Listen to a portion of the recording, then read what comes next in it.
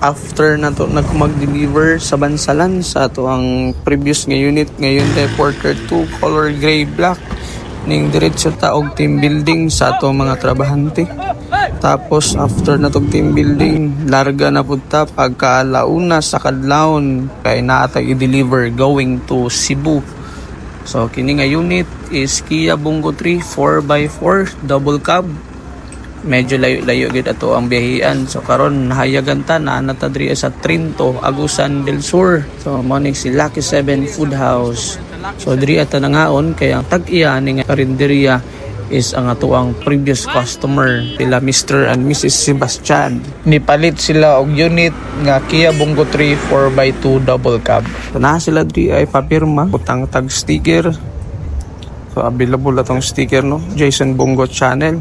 Tapos picture ta ni sir. Diretso tagbiyahe kay layo-layo atong biyaheon, more than 500 kilometers. Niabot na ta diri sa Nasipit, Agusan. Ito sa ning karwasan ng unit kay grabe kahugaw. So around 2 PM na ni siya karwas ta. Bahalag dili makuha tanan. At least inisakay na to sa barko.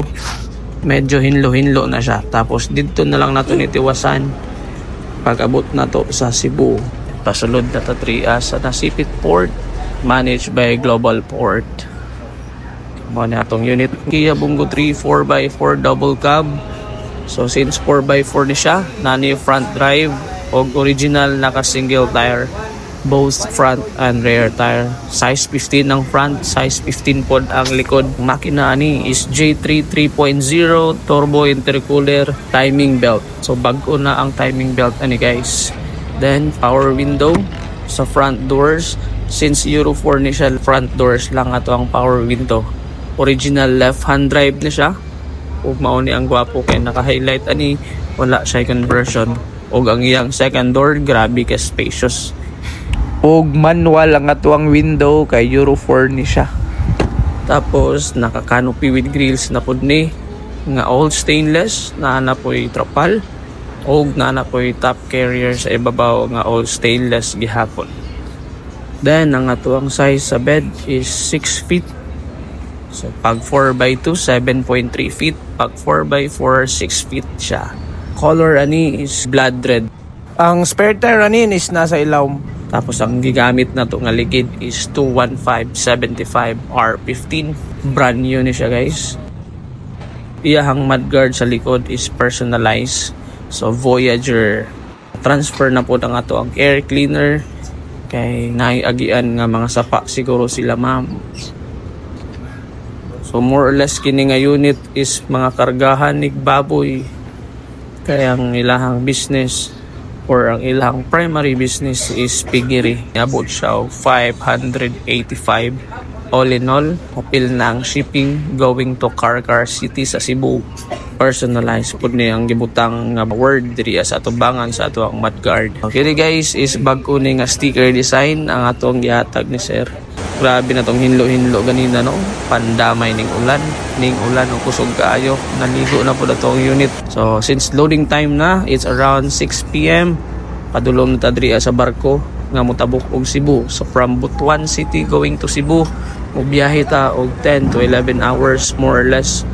So since mag-depart og 7 PM, more or less moabot ta og Cebu mga around 4 to 5 AM. So diri na punta matulog kay niguman ani magpahuway lang tagamay sa Cebu City. Mobiyahe na punta padulong og Carcar. So more or less nasa almost 2 hours ang biyahe ani. Kaya ato gining i-personally deliver sa balay sa ato ang customer. Naa na ta diri karon sa barko. Picture ta. Gihimo man ang tag picture. Abot na ta og Cebu. Kini siya kadlaw na ni. Hapit na mohayag. Ay naa na ni sa mga alas 4:30 sa buntag. Mao di ini atong gisakyan nga Kukalyong, Pilipinas, Mindanao. Wapo kaayo nga barko, wa giluhag. Nara ang atong unit after 10 hours kapin sa loud. Naabot na tag Cebu. Tapos mangita lang sa taga-parkingan ani kay grabe naman ning lubata. Agi ta diri sa ilahang 5-star nga hotel sa Nostar. So manatag pauway around 6:30 AM. Naabot na ta diri sa entrance sa Carcar Cebu. ato na ning ipa-finalize og ligo ang ato ang unit para sinaw jud kaayo inig turnover sa customer. Ato na ning ipatrabaho kay para hinlo jud kaayo ang pagkatira sa ilahang car wash. Mao nay height sa ato ang unit guys, no? Sa mga nangutana kung pares-parehas lang banig multicab, dili jud kay habog kayo ni nga unit. Ato na ning gibiyahe sa customer o door to door deliver ginato ni. So naa na mi diri sa ibabaw sa Carcar City, overlooking ang lugar sa ato ang customer. Kunya naabot na gid mi diri ano. So mao ni ang tag-iya nga nagkuha sa ato ang unit. Nag-release ko sa tanang papel, explain unsay mga buhaton, unsay mga likayan. Nagpasalamat kay Manila sir ug ma'am kay bisan sa kalayo sa ato ang lugar ni salig yapon sila. Shoutout sa Fry family, maraming salamat sa inyo. Lupa dayon ta guys, no? Padulog Iloilo kay samtang nagbiyahe ta padulong og Cebu, naapod tay isa ka unit nga gi-deliver og Iloilo via Dumaguete City. Tapos naabot ta diri Iloilo medyo ulan. Morning ni siya around 6 AM. Then after ani is nagsabot mi ni customer nga mag-meet up around 10 AM sa SM. So diri ami nagstay. Padulong namin sa SM para i-meet up si customer. So dara si customer, sampa dayon si sir para i-road test ang unit kay gasta daw ang gwapuha. Diri ami sa may parking lot sa may SM. Pog nakabalik na si sir, gikag road test, approve, check na tanan. Yan yung radiator, sir. Ito yung check sa radiator.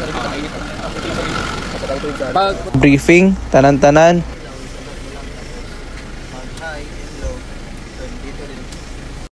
Sir, paglap na pa sir, fixigas siya, sir. So, function lahat, sir. Tapos sa likod, sir, dito tayo.